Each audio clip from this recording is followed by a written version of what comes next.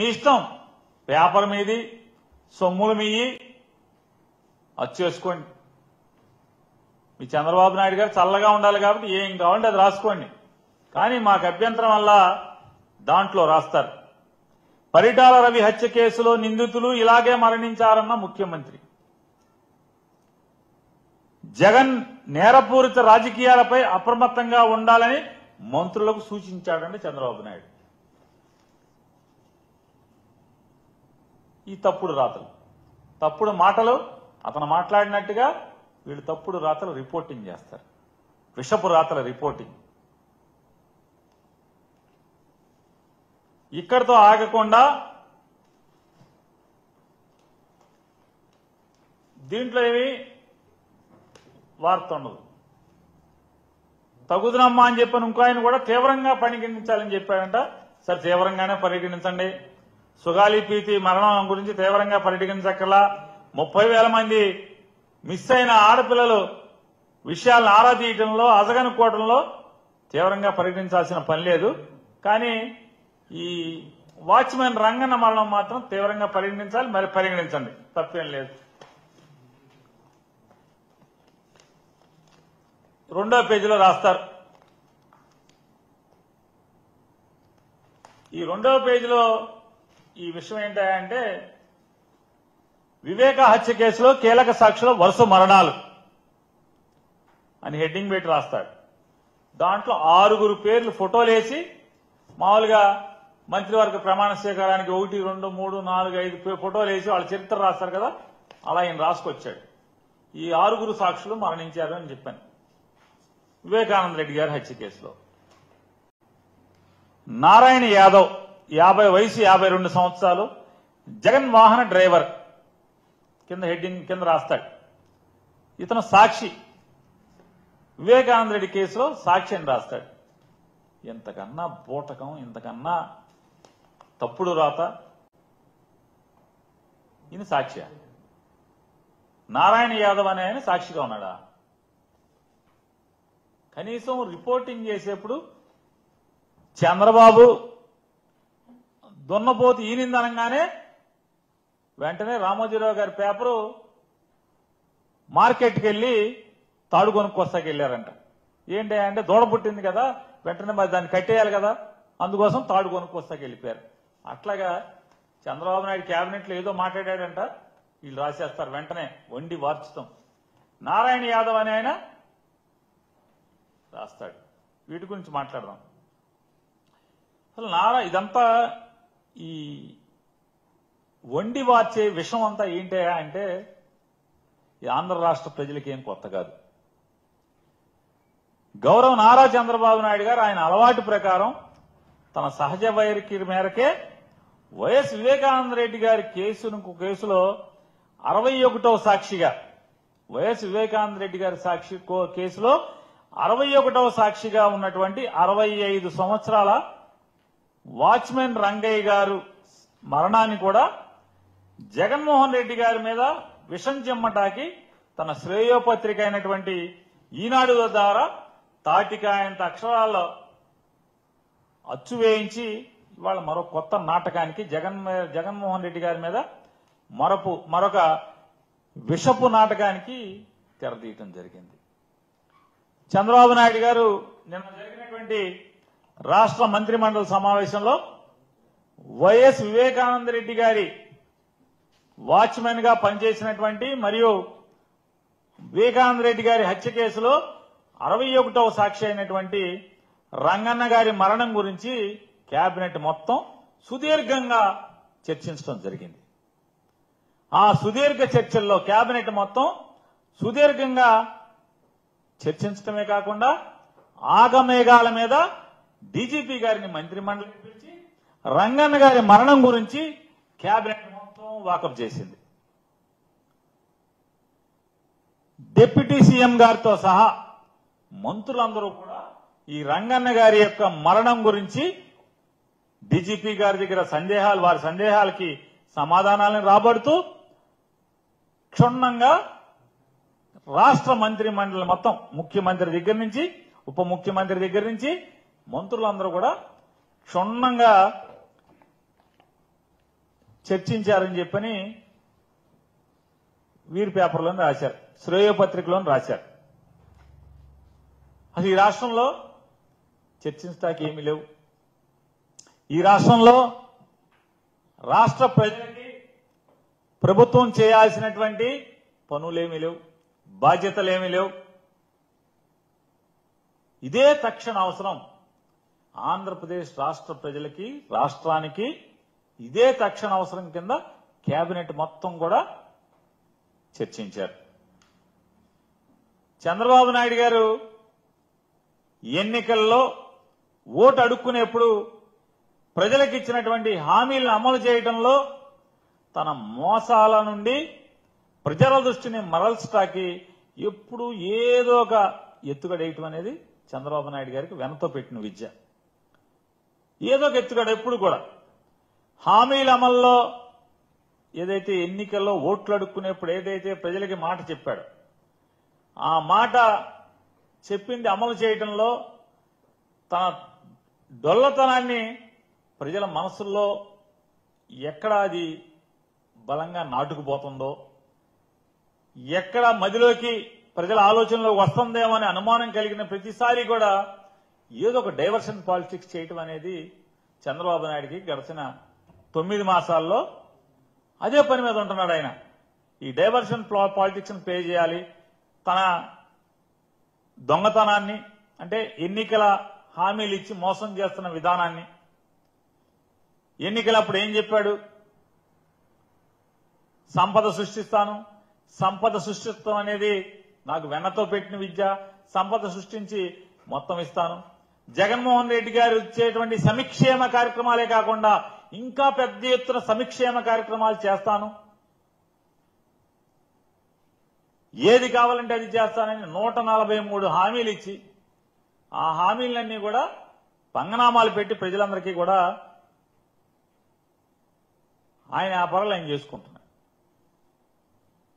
తన రాజకీయ ప్రత్యర్థులందరినీ కూడా, లేదా చంద్రబాబు నాయుడు గారి యొక్క రాజకీయ ప్రత్యర్థులను కానీ, లేదా తన రాజకీయానికి ఎవడు, లేదా కొడుకు రాజకీయానికి ఎవడు అడ్డొస్తాడనుకుంటే కనుక వాళ్ళందరినీ అప్రతిష్ట పాలు చేయటానికి తన శ్రేయోపత్రిక అయినటువంటి ఈనాడు ద్వారా తప్పుడు వార్తలు అరిచేయించడం, వారి పరపతిని క్షీణింపజేయడం ద్వారా, లేదా రాజకీయంగా పనికిరాకుండా చేయటం ద్వారా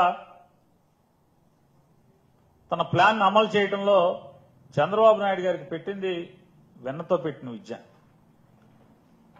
ఇవాళ కొత్తగా జగన్మోహన్ రెడ్డి గారి గురించే కాదు, పిల్లనిచ్చి సాక్షాత్తు కాళ్లు కడిగి పిల్లనిచ్చినటువంటి వాళ్ళ మామ ఎన్టీఆర్ గారిని కూలదేయడం కోసం కూడా వారి భార్య లక్ష్మీపార్వతి గారి మీద ఎన్టీఆర్ పిల్లలందరికీ కూడా మనసులో విషాన్ని ఎక్కించి ఎన్టీఆర్ గారికి ఆయన పిల్లల్ని దూరం చేయటం, హరికృష్ణ గారిని పావుగా వాడుకుని ఎన్టీఆర్ మీద తిరుగుబాటు చేయించడం, ఊరూరా తిప్పటం. ఈ హరికృష్ణ గారు ఒకటి మాట్లాడితే 10 మాట్లాడినట్టుగా రామారావుకి వ్యతిరేకంగా ఈనాడు పత్రికలో అచ్చేయించటం,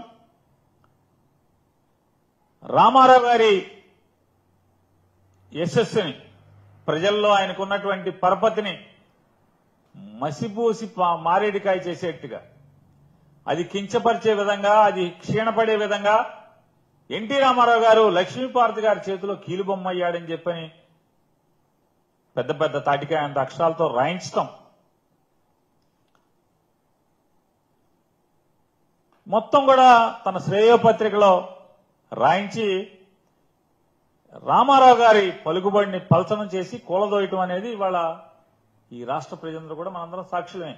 అంటే పేపర్ని ఎలా వాడుకుంటాడు అంటే ప్రత్యర్థులను కానీ తన రాజకీయ అడ్డంకిగా ఉన్న వారిని కూలదోయటం కోసం, లేదా రాజకీయంగా తొలగించడం కోసం ఏ రకంగా ఆయన వాడుకుంటాడనేది మనందరం కూడా సాక్షులమే. అలాగే జగన్మోహన్ రెడ్డి గారి వ్యక్తిత్వాన్ని కూడా ప్రజల్లో హననం చేయడం కోసం, పలసన చేయడం కోసం ఆయన, ఈనాడు పేపరు ఇద్దరూ కలిసి ఏ రకంగా అరాచకమైనటువంటి వార్తలను సృష్టించడం, విషం చెమ్మటం, జగన్మోహన్ రెడ్డి గారు కాంగ్రెస్ పార్టీలోంచి బయటకు వచ్చిన దగ్గర నుంచి కూడా మనందరం చూస్తున్నాం. ఈ కేసు అసలు ఇదంతా ఏంటి? అసలు జగన్మోహన్ రెడ్డి గారికి ఏం సంబంధం? వాళ్ళ బాబాయ్ గారి హత్యకి జగన్మోహన్ రెడ్డి గారికి ఏంటి సంబంధం? ఏమీ సంబంధం లేకపోయినా సంబంధం ఉన్నట్టుగా చిత్రీకరించడం, వార్తలు అచ్చేయించడం, స్టేట్మెంట్లు ఇవ్వటం, ఇదంతా ఎవరు సృష్టించింది? ఇదంతా కూడా అప్పట్లో ఒక ముఖ్య వ్యవస్థలో ఉన్నటువంటి తనకున్న పలుకుబడినంత ఉపయోగించి సిబిఐని ప్రభావితం చేయటమా, ప్రలోభితం చేయటమా, ఎంపీ అవినాష్ రెడ్డి గారిని అలాగే వాళ్ళ తండ్రి భాస్కర్ రెడ్డి గారిని ముద్దాయిలుగా చేర్చింది ఎవరనేది సమాజం అందరికీ తెలుసు. పాత్ర ఎవరిది, సూత్రధారులు ఎవరు, పాత్రధారులు ఎవరు, ఎవరి రామ్ లఖన్ సింగ్ ఎవరు? రామ్ లఖన్ సింగ్ కి అప్పట్లో ఉన్న వ్యవస్థలో ఉన్నటువంటి ఒక ప్రముఖ వ్యక్తికి, లేదా ఆ ప్రముఖ వ్యక్తిని ఆడించేస్తున్నటువంటి ఇక్కడున్న ప్రముఖ వ్యక్తి అందరూ తెలిసి అందరికీ ఎవరెవరు అనేది. ఇవాళ వాళ్ళని తప్పుగా ఇరికించడమే కాకుండా ఈ తప్పుడు కేసుల నుంచి ఎప్పుడైతే ఇవాళ కాకపోతే రేపైనా నిజం నిలకడమే తెలుస్తుంది. నిజం ఎక్కడికి పోతుంది? రేపు ఈ తప్పుడు కేసుల నుంచి అవినాష్ రెడ్డి గారు కానీ లేదా వీళ్ళు కానీ బయటపడటానికి అవకాశాలు ఎక్కువగా మెండుగా ఉంటాయి. కాబట్టి ఇప్పటి నుంచే ఒకటి డైవర్షన్ పాలిటిక్స్, రెండు విషం చిమ్మి ఎలాగూ వాళ్ళకి సంబంధం లేకపోయినా ఒక ప్రజల్లో ఒక ప్రలోభాన్ని, అంటే ఒక అవగాహన, అంటే ఓహో ఈ సాక్షులందరూ కూడా చచ్చిపోవటం వల్ల ఈ కేసు పోయిందా అని అనుకోవాలనేటువంటి భ్రాంతి కలగజేసేట్టుగా చంద్రబాబు నాయుడు చేస్తున్నటువంటి ఈ కుట్రని, అలాగే న్యాయ వ్యవస్థలను కూడా ప్రభావితం చేసేట్టుగా ఇంత వార్తలు రాయించటం, సంబంధం లేకపోయినా ఈ రాష్ట్రానికి తక్షణ అవసరం ఉన్నట్టుగా రంగన్న గారి హత్య గురించి కేబినెట్ మొత్తం చర్చించడం, హుటాహుటిన ఆగమేఘాల మీద డీజీపీ గారిని పిలిపించుకోవటం, ఇవన్నీ కూడా తన సహజ శైలిలో చంద్రబాబు నాయుడు గారు చేస్తున్నటువంటి కుట్రలో భాగమే, డైవర్షన్ పాలిటిక్స్ లో భాగమే ఇవాళ రంగన్న గారి మరణాన్ని కూడా రాష్ట్ర రాజకీయాలకి కేబినెట్ లో చర్చించి వాడుకునేటువంటి పరిస్థితులు మనం చూస్తున్నాం. ఇవాళ ఈనాడు పేపర్లో 6 సాక్షులు మరణించారు, వీరందరూ కూడా ఒక ప్లాన్ ప్రకారం చచ్చిపోతున్నారని చెప్పన్నట్టుగా చిత్రీకరించారు. మొదటి సాక్షి అంట నారాయణ యాదవ్, ఈయన జగన్ గారి డ్రైవర్ అని చెప్పి రాశారు. వాస్తవమే, నారాయణ యాదవ్ గారు జగన్ గారి డ్రైవర్, ఆంతరంగికుడు. ఆయన 2018 సుమారు 2018వ సంవత్సరంలో జగన్మోహన్ రెడ్డి గారు పాదయాత్ర వైజాగ్ కు చేరుకున్న సమయంలో ఆయన తలలో గడ్డలు ఏర్పడటం వల్ల ఆయన అకస్మాత్తుగా అపస్మార స్థితిలోకి వెళ్తే అక్కడి నుంచి ఆయనకి ఎన్ని ఆపరేషన్లు జరిగినాయి, ఎంత వైద్యం జరిగింది, ఆ వైద్యం చేయించింది ఎవరు, చివరికి ఆయన 2019లో ఆయన మరణించిన పరిస్థితి అయితే, రెండోది అసలు ఈ నారాయణ యాదవ్ గారు ఈ కేసులో సాక్షి కానే కాదనేది ఇవాళ కడపలో లేదా వారి కుటుంబ సభ్యులు ఎవరిని అడిగినా కూడా, నారాయణ గారి కుటుంబ సభ్యులను అడిగినా లేదా పోలీస్ రికార్డ్స్ ఒకసారి చూసుకుంటే, మీ సొంతంగా ఒక చిట్టా తయారు చేయకుండా పోలీస్ రికార్డ్స్ అంతా చూసుకుంటే ఈ నారాయణ యాదవ్ అయినా సాక్షి కానే కాదని చెప్పినది చెప్తున్నారు ఎవరిని అడిగినా కూడా. ఇవాళ ఇక రెండో ఆయన వాచ్మెన్ రంగయ్య గారి గురించి చివరిలో మాట్లాడుకుందాం, ఎందుకంటే అది లేటెస్ట్ గా మరణించారని చెప్తున్నాడు కదా. ఇకపోతే మూడోది కల్లూరి గంగాధర్ రెడ్డి గారు కీలక సాక్షి, మరణం జూన్ 9, 2022.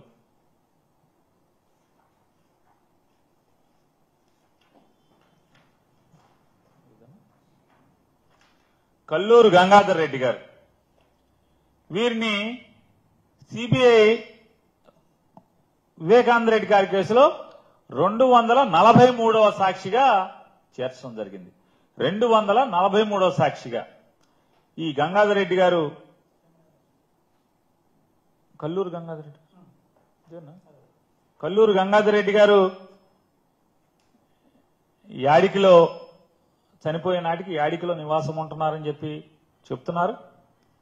ఆయన బాగా దీర్ఘకాలంగా షుగర్ వ్యాధితో బాధించబడుతున్నాడు, షుగర్ వ్యాధిగ్రస్తుడు అని చెప్పనేది వారి కుటుంబ సభ్యులందరూ కూడా చెప్తున్నారు. ఆయన జగన్మోహన్ రెడ్డి గారికి ఈ దీంట్లో ఎలా అంటకట్టే ప్రయత్నం చేస్తామో చూసాం ఆ పేపర్ అంతా కూడా మనం. ఈ గంగాధర్ రెడ్డి గారు కూడా ఆయన సాక్షి కింద ఈనాడులో రాశారు.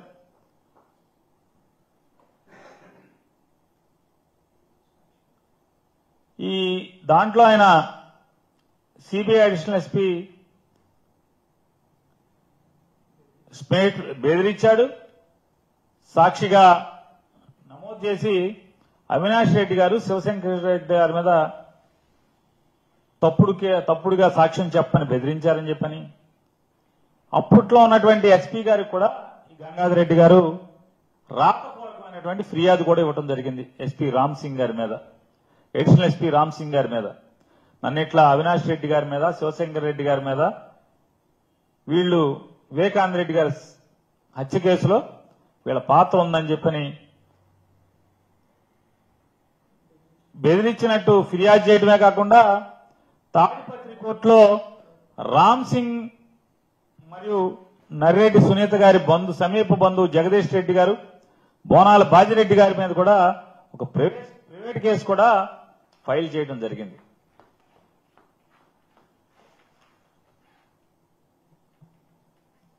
ప్రైవేట్ కేసు కూడా ఫైల్ చేయడం జరిగింది.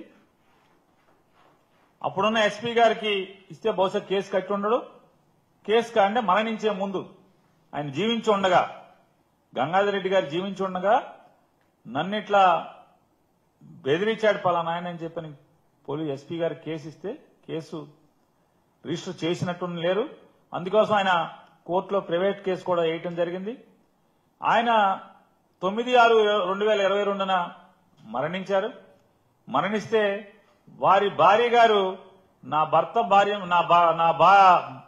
భర్త చావు మీద విచారణ జరిపి ఏదైనా పొరపాట్లు ఉన్నాయా, ఎవరిదన్నా ఏదైనా ఉందా, విషప్రయోగం ఉందా, ఏముందో విచారణ చేయమని పోలీసులకు ఫిర్యాదు చేశారు. కేసు నమోదు చేశారు.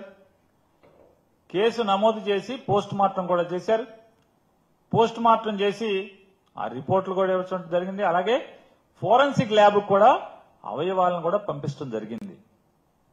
కేసు పూర్వపరాల్లోకి వెళ్తే, ఎవరి గంగాధర్ రెడ్డి గారి యొక్క మరణం పూర్వపరాల్లోకి వెళ్తే ఆ పోస్ట్ మార్టం సర్టిఫికేట్ ఆధారంగా కూడా ఆయనది సహజ మరణం అని చెప్పి నివేదికలు ఇచ్చారని చెప్పినది కూడా రికార్డులు చెప్తున్నాయి. మరి గంగాధర్ రెడ్డి గారిది సహజ మరణం అని చెప్పనేమో పోస్ట్ మార్టం రిపోర్ట్ చెప్తుంటే, ఇవాళ దాంట్లో అనుమానాలు ఉన్నాయని చెప్పని చంద్రబాబు నాయుడు గారు అంటమే కాకుండా ఈనాడు కూడా సొంతంగా వారి స్టోరీ రాసేస్తారు. అనుమానాస్పద మృతి అని చెప్పి, అనుమానాస్పద మృతి మా భర్త మీద చావు మీద విచారణ చేయమని ఆవిడ ఇచ్చినటువంటి కంప్లైంట్ మేరకే పోలీసులు కూడా కేసు కట్టి విచారణ చేశారు. విచారణ చేసి పోస్ట్ మార్టం కూడా చేశారు. అయిపోతే దాన్ని కూడా ఇవాళ జగన్మోహన్ రెడ్డి గారికి ఆపాదించి, అది ఈ కేసుతో ఏ సంబంధం లేని జగన్మోహన్ రెడ్డి గారికి ఆపాదించేటువంటి కథలు రాస్తారు, విషప్ కథలు. ఇక దీంట్లో 4వది కట్టికే శ్రీనివాసరెడ్డి గారు, 57 సంవత్సరాల వయసు, అనుమానితుడు. ఆయన చనిపోవడం కూడా ఒకసారి చూడండి అని చెప్తారు. అంటే దీనికే అంటగడుతూ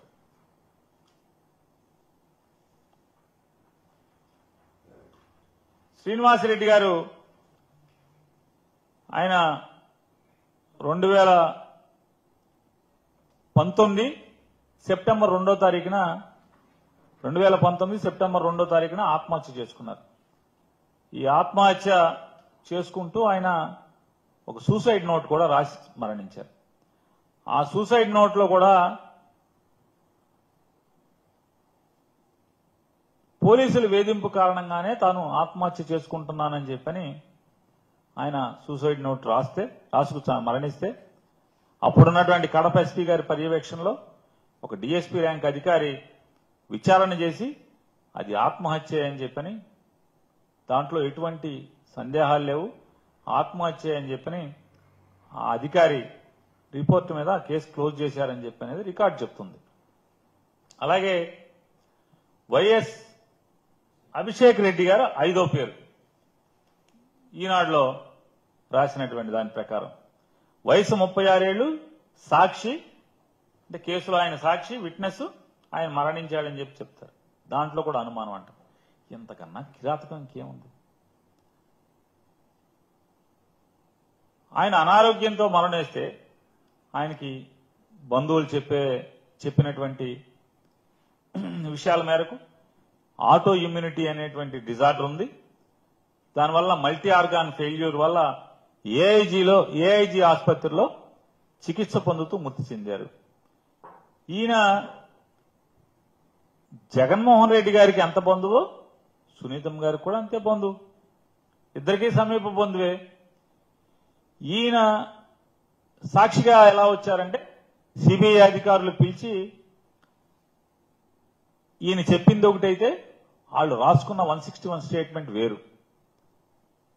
వెంటనే ఈనాడు, ఆంధ్రజ్యోతిలో అప్పట్లో అభిషేక్ రెడ్డి గారు ఇలా వాంగ్మూలం ఇచ్చాడు అని చెప్పని పేపర్లో వచ్చేయంగానే ఆ పేపర్ చదివినటువంటి ఆయన అప్పట్లో పులివెందుల్లోనే ప్రెస్ మీట్ పెట్టి ఇది తప్పు, ఇది నేను అలా చెప్పలేదు, నా అనుమతికి భిన్నంగా, నేను చెప్పిన దానికి భిన్నంగా వాళ్ళు 161 రాసుకున్నారని చెప్పని, ఈనాడులో జ్యోతిలో నేను చదివానని చెప్పని, ఇట్లా రాశారని చెప్పనేది ఆయన ప్రెస్ మీట్ పెట్టి కూడా ఆయన చెప్పడం జరిగింది. అలాగే అభిషేక్ రెడ్డి గారు చెప్పినటువంటి అంటే సాక్ష్యంలో కానీ లేదా ఆయన చెప్పకుండానే ఆయన చెప్పినట్టుగా సిబిఐ పోలీసులు 161 కింద రాసుకున్న దాంట్లో కానీ ఎక్కడా కూడా అవినాష్ రెడ్డి గారి పేరు కానీ వాళ్ళ తండ్రి గారి పేరు కానీ లేదు. అలాగే ఇక 6వ పేరు ఈ గంగిరెడ్డి గారు అంటే భారతి గారు తండ్రి గారు. ఆయన ఎక్కడా కూడా సాక్షి కాదు.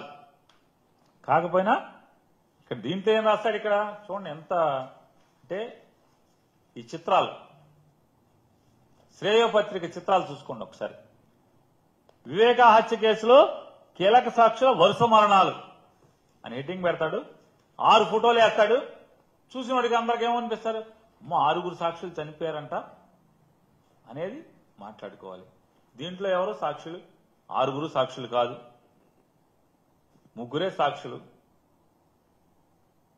ఈ సాక్షులందరిది కూడా ఒక ఆయనది ఆత్మహత్య, ఇద్దరిది సహజ మరణం. ఈసీ గంగిరెడ్డి గారు అంటే భారతి గారి తండ్రి గారు, ఆయన ఎలా మరణించారో మొత్తం అందరికీ, పత్రికలకి, టీవీలకి అందరికీ తెలుసు. ఆయనకి కోవిడ్ సోకటం వల్ల, పోస్ట్ కోవిడ్ ఇంపాక్ట్ వల్ల లంగ్స్ ఇంపాక్ట్ అయ్యి ఎన్నాళ్ళు హాస్పిటల్లో, దీర్ఘకాలం హాస్పిటల్లో వెంటిలేటర్ మీద ఉన్నారు. ఆయన మృత్యుతో ఎన్నాళ్లు పోరాడారు. ఆయన వయోభారంతో పాటుగా ఆయన ఎన్నాళ్లు మృత్యుతో పోరాడనేది ఈ సమాజానికి తెలుసు, ఈ ప్రపంచానికి తెలుసు. తెలిస్తే ఆయన మరణం మీద కూడా సందేహం. ఆటో ఇమ్యూనిటీతో ఉందని చెప్పి బంధువులు చెప్పేటువంటి, మల్టీ ఆర్గాన్ ఫెయిల్యూర్ వల్ల మరణించినటువంటి అభిషేక్ రెడ్డి గారి మరణం సందేహం అని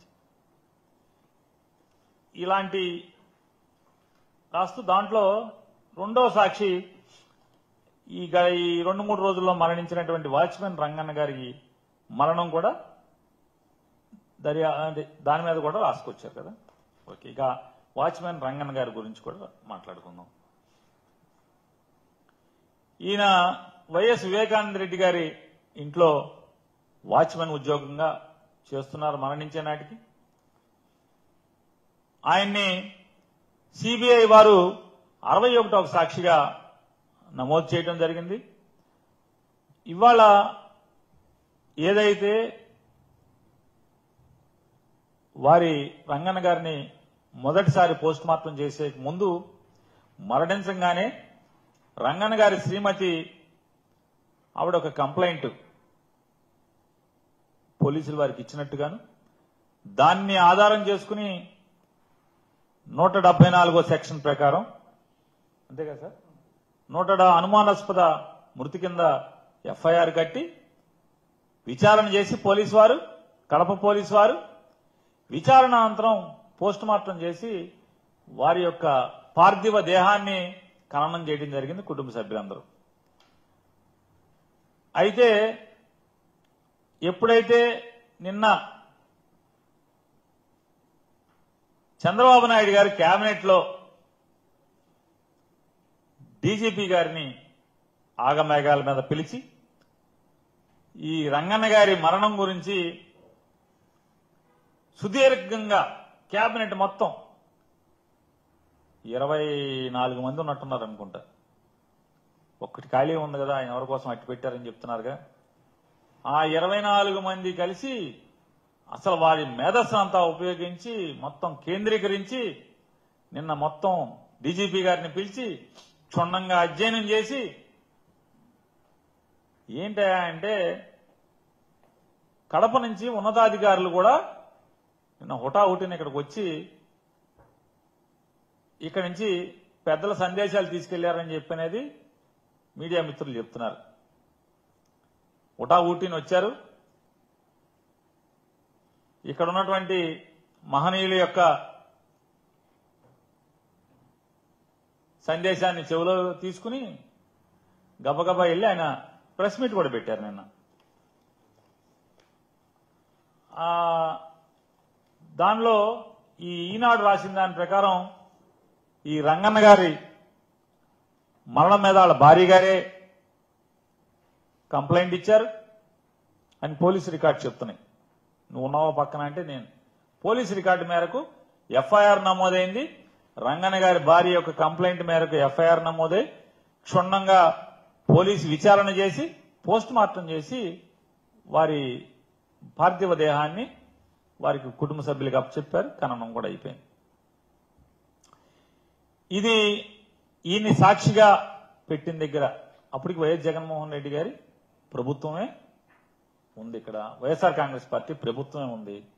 అప్పుడు మా ప్రభుత్వం ఉండగానే సిబిఐ వారు విట్నెస్ ప్రొటెక్షన్ యాక్ట్ కింద ఉత్తరం రాశారు. అయ్యా ఈ సాక్షికి పోలీసు భద్రత కల్పించండి అని చెప్తే జగన్మోహన్ రెడ్డి గారి ప్రభుత్వం 2+2 అంటే 24 గంటలు ఇద్దరు అంగరక్షకులు ఉండేట్టుగా 2+2 నలుగురిని తుపాకీలతో ఉన్నటువంటి 4 గన్మెన్ని ఆయనకి ప్రొవైడ్ చేయడం జరిగింది. రౌండ్ ది క్లాక్ ఎప్పుడు ఇద్దరు గన్మెన్లు ఆయనకు ఉండేట్టుగా. చంద్రబాబు నాయుడు గారి ప్రభుత్వం వచ్చింది. ఈయన ప్రాణాలకి అంత ప్రమాదం లేదు. 2+2 నలుగురు గన్మెన్లు అక్కర్లేదు. 1+1 చాలు. 1+1 చాలు. 1+1 చాలు అని చెప్పనేది ఆయన భద్రతని కుదించిన మాట వాస్తవమా కాదా? ఆయన మరణించేప్పటికీ 1+1 గన్మెన్లు ఉన్న మాట వాస్తవమా కాదా?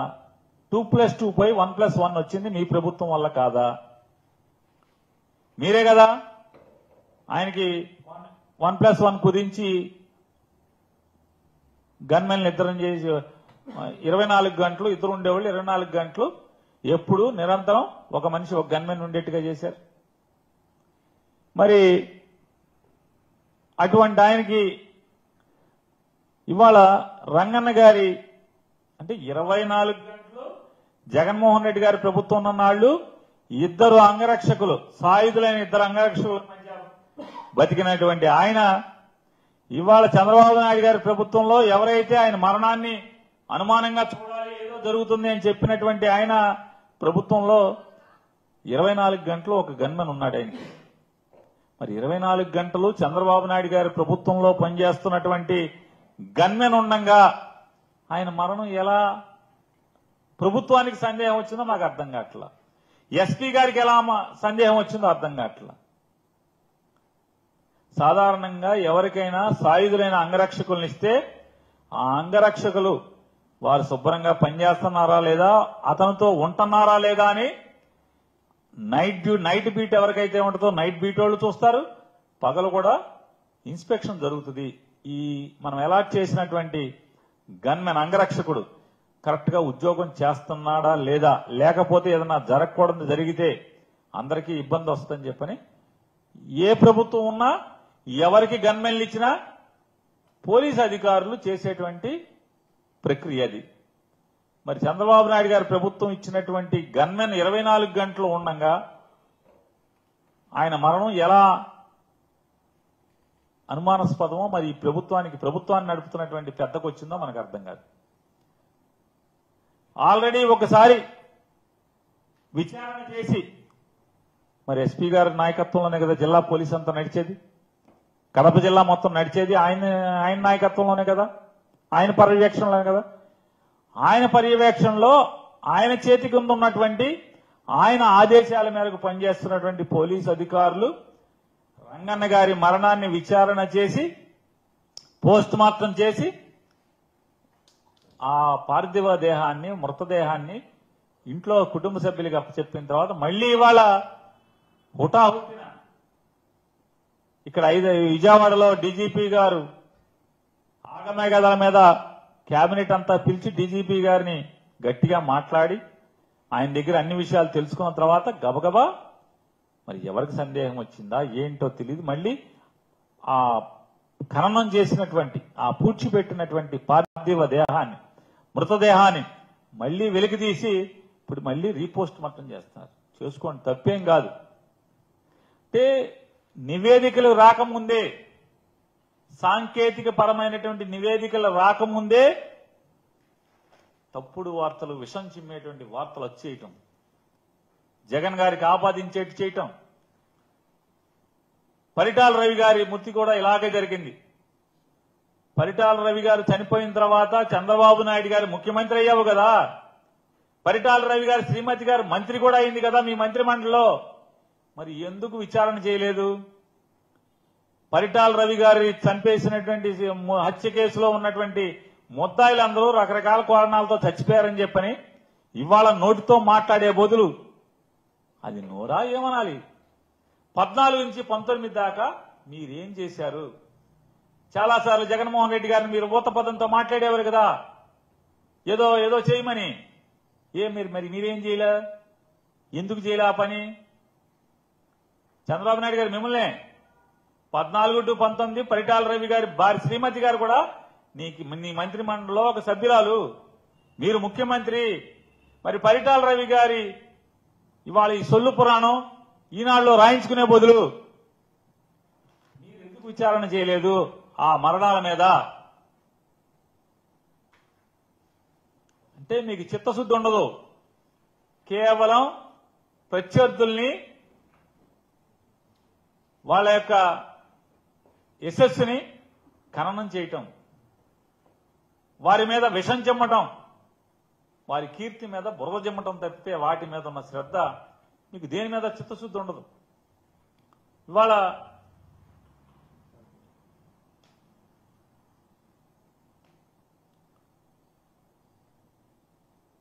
సాక్షాత్తు కడప ఎస్పీ గారు ఈనాడు ఆయనతో మాట్లాడారని చెప్పి వాళ్ళు రాశారు ఈనాడు వార్త. ఈనాడు ఎస్పీ గారు చెప్పారని చెప్పని ఈనాడు వాళ్ళు రాశారు. ఏం రాస్తారు చూడండి.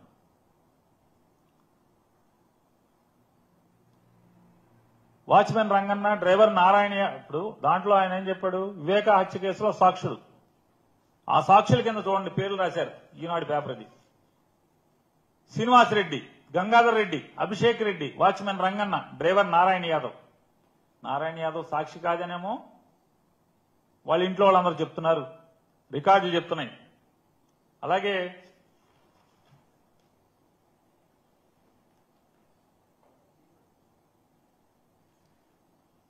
కటికల శ్రీనివాసరెడ్డి సాక్షి కాదు, కానీ దీంట్లోనేమో శ్రీనివాసరెడ్డి సాక్షి కింద మీరు రాస్తారు. ఎస్పీ గారు చెప్పాడని రాస్తారు. శ్రీనివాసరెడ్డి అనే అతను సాక్షి అని ఎస్పీ గారు చెప్పాడని రాస్తారు.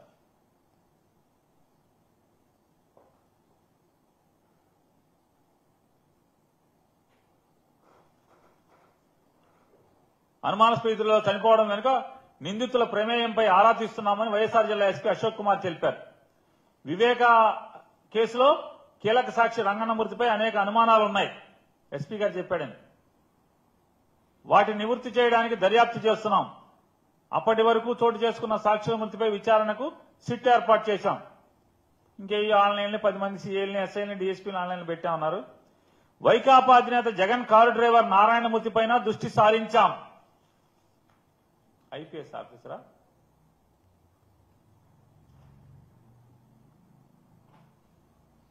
నారాయణ గారు 2019లో చనిపోతే ఆయన మృతి మీద ఈయన వాళ్ళ దృష్టి సారించాడంట. ఈనాడుకి చెప్తా అంట. ఈనాడు రాశారు. మరి ఎస్పీ గారు చెప్పాడు, నాకు తెలియదు. ఎస్పీ గారు చూసుకోండి, మీరు చెప్పారా లేదో.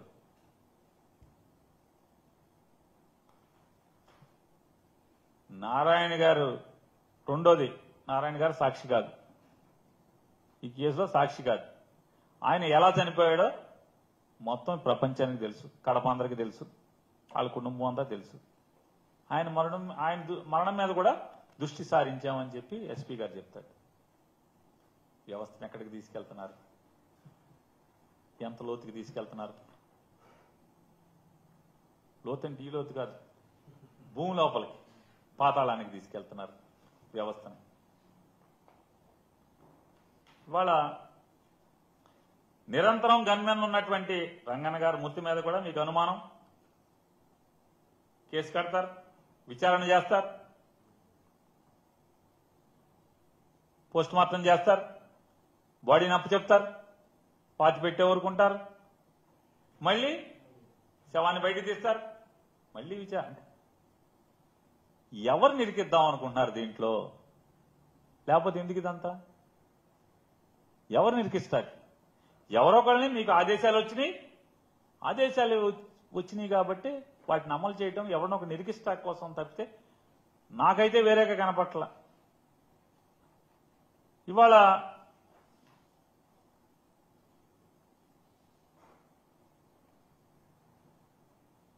కేవలం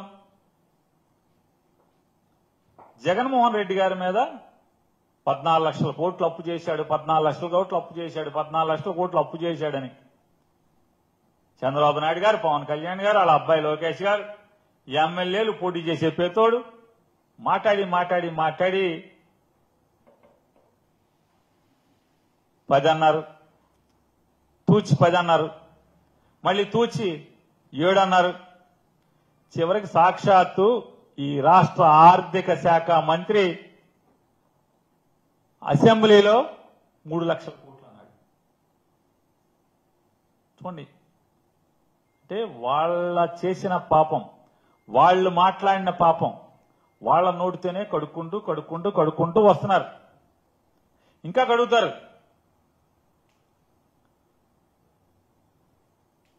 ఎలక్షన్లోనేమో బస్సు ఎక్కండి, నా పేరు చెప్పండి, చంద్రబాబు నాయుడు చెప్పాడని చెప్పండి, నువ్వు పుట్టింటికి వెళ్ళండి, మీ అక్కింటికి వెళ్ళు, మీ అత్తోరింటికి వెళ్ళు, ఎక్కడికి పడితే అక్కడ తిరుగు అనేమో ఎలక్షన్లో చెప్పి, ఇప్పుడేమో కౌన్సిల్లో ఏమంటారు? అన్నవరం వెళ్తాకి, తిరుపతి వెళ్తాకి, అక్కడికి వెళ్తాకి, పుట్టింటికి వెళ్తాకి కాదు బస్సు, జిల్లా సరిహద్దుల్లోనే అని చెప్పామని ఒక ఆవిడ చెప్తుంది. చంద్రబాబు నాయుడు గొప్పడా, ఈవిడ గొప్పడా మనకు అర్థం కాదు. ఆమె ఇచ్చిందే మాత్రం, ఈవిడేమో తూచి అంటది. అంటే అతనికి నోరు రాదు చంద్రబాబు నాయుడికి తూచి చెప్పటానికి. ఈవిడ అంటే ఇట్లాంటి ఎన్నికల హామీలన్నీ కూడా పక్కదారి పట్టిస్తాయి, ప్రజల్ని డైవర్షన్ చేయడానికి. జగన్మోహన్ రెడ్డి 14 లక్షల కోట్లు అప్పు చేశాడని చెప్పని చెప్పి ఉన్నాము. ఇవాళ అదేమో 3 లక్షల కోట్లు అని చెప్పేనేమో మనం చెప్తున్నాం. ఇవాళ వాళ్ళే చెప్పారు కదా అసెంబ్లీలో. అంటే ఈ పాపాలన్నీ కూడా ప్రజల దృష్టిలోంచి ఏమార్చుతాయి. ఇటువంటి తప్పుడు మాటలు మాట్లాడటం, తప్పుడు కథనాలు, తప్పుడు ఎంక్వైరీలు. ఇవాళ ఇంకొకటి కూడా, ఏదైతే ఇందులో వేసినటువంటి 6 సాక్ష్యాలు, 5 సాక్ష్యాలని చెప్పని, ఇందులో ఒక ఆయన ఏదో నిందితుడు అన్నాడు, అనుమానితుడు అన్నాడు, మిగతా వాళ్ళందరూ రకరకాలు చెప్పారు. ఇక్కడ పేరు రాశాడు. గంగిరెడ్డి గారి పేరు తప్పితే ఎస్పీ గారు ఐదుగురు సాక్షులు అని చెప్పి ఎస్పీ గారు చెప్పినట్టుగా ఈనాడు ఆయన రాశాడు. ఇందులో మాకు ఎరుకున్నంత వరకు పోలీసు రికార్డు ప్రకారం 3 సాక్షులు. ఆ 3లో ఏ సాక్షి కూడా అవినాష్ రెడ్డి గారి పేరు కానీ వాళ్ళ తండ్రి గారి పేరు కానీ చెప్పలేదు. రెండోది, ఎవరైతే వాళ్ళు నిన్న మొన్న చనిపోయినటువంటి వాచ్మెన్ రంగన్న గారు కూడా 164 ఇచ్చింది. దాంట్లో కూడా రంగన్న గారు జడ్జి దగ్గర నమోదు చేసినటువంటి సాక్ష్యంలో కూడా అవినాష్ రెడ్డి గారి పేరు కానీ భాస్కర్ రెడ్డి గారి పేరు కానీ లేదు. మరి ఏంటి ఇలా మరణించటం వల్ల ఒకవేళ మా పార్టీకి సంబంధించినటువంటి అవినాష్ రెడ్డి గారికి ఏ రకంగా లాభం అని నేను ప్రశ్నిస్తాను మిమ్మల్ని. మీరు ఇవన్నీ కూడా రుద్దే ప్రయత్నం చేస్తున్నారు కదా, ఇదంతా బురదేసే ప్రయత్నం చేస్తున్నారు కదా ఈనాడు పేపర్ ద్వారా, అలాగే కేబినెట్ లో మీరు చర్చించడం ద్వారా. నేను చంద్రబాబు నాయుడు గారిని అలాగే ఈనాడు వాళ్ళని ప్రశ్నిస్తున్నాను. ఇందులో 164 స్టేట్మెంట్ లో రంగన్ గారు ఇచ్చినటువంటి 164 స్టేట్మెంట్ లో అవినాష్ రెడ్డి గారి పేరు లేనప్పుడు ఏం ఆయన ఉంటే ఏంటి, మరణిస్తే ఏంటి? అవినాష్ రెడ్డి గారికి వచ్చిన నష్టం ఏంటి? ఎవరికన్నా ఉంటే వేరే వాళ్ళ పేర్లు ఎవరు చెప్పారో వాళ్ళకు ఉండాల్సి వస్తుంది. ఇబ్బందులు ఉంటే మరణించడం వల్ల ఇంక ఇబ్బందే. అందులో మిగతా వాళ్ళు ఎవరో రంగన్ గారు పేర్లు చెప్పాడు కదా, రంగన్ గారు కొంతమంది పేర్లు చెప్పాడు కదా, వాళ్ళకి నష్టమే కదా. రేపు ఇంట్రాగేషన్ చేయకుండా ఇంట్రాగేషన్ లో వేరేగా వాళ్ళకి ఏమైనా లబ్ధి చేకూరేదేమో, వాళ్ళు ఇంట్రాగేషన్ లో వాళ్ళు ఏమైనా పట్టుకోగలిగేవారేమో వాళ్ళ పేర్లలో. అది లేకుండా నష్టపోయింది ఎవరు ఉంటే అందులో ముద్దాయిలు నష్టపోతారు ఈ మరణం వల్ల, రంగన్ గారి మరణం వల్ల. అవినాష్ రెడ్డి గారికి రంగన్ గారికి కూడా ఏం సంబంధం లేదు. సంబంధం లేకుండా ఆ స్టేట్మెంట్ల పరంగా చూస్తే సాక్షి పరంగా లేనప్పుడు ఈ బురద ఏంటి, విషయం ఏంటి, ఇవన్నీ డైవర్షన్ పాలిటిక్స్ తప్పితే. ఎప్పుడు నారాయణ గారు చనిపోయాడు, జగన్ గారు అంతరంగికుడు ఎప్పుడు చనిపోయింది? 2019లో ఆయన బ్రెయిన్కి సంబంధించినటువంటి వ్యాధితో మరణిస్తే ఇవాళ ఇవన్నీ అవాకులు చవాకులు పేలటం. ఇవాళ ఈ అవాకులు చవాకులు అంటే ఈ వ్యవస్థ గన్మెన్లు ఉన్నటువంటి 24 గంటలు గన్మెన్ కాపలా ఉన్నటువంటి వ్యక్తి మరణిస్తేనే పోలీసు అధికారులకి అంటే మా డీజీపీ గారికి కూడా అనుమానం అని చెప్పి రాస్తున్నారు కదా వీళ్ళు. వాళ్ళకి ముఖ్యమంత్రికి అనుమానం ఉంటే అంటే మీ వ్యవస్థ, మీరు నడిపే వ్యవస్థ మీద మీకు ఏమాత్రం నమ్మకం ఉందనేది మీరు చెప్పకుండానే మీ నోటితో మాట్లాడడం వల్ల తేటతెల్లమవుతుంది. అలాగే జగన్మోహన్ రెడ్డి గారు 2+2 ఇచ్చాడు రంగన్నకి. మళ్ళీ ఒకసారి అండర్లైన్ చేసుకోండి. జగన్మోహన్ రెడ్డి గారి ప్రభుత్వం 2+2 ఇచ్చింది. మీరు వచ్చి దాన్ని 1+1 చేశారు. కాబట్టి ఇటువంటి తప్పుడు వ్యాపారాలు, తప్పుడు మీటింగ్లు, తప్పుడు చర్చలు, విషం చిమ్మే కార్యక్రమాలని కట్టిపెట్టమని చెప్పని చంద్రబాబు నాయుడు గారికి హితవు చెప్తున్నాం.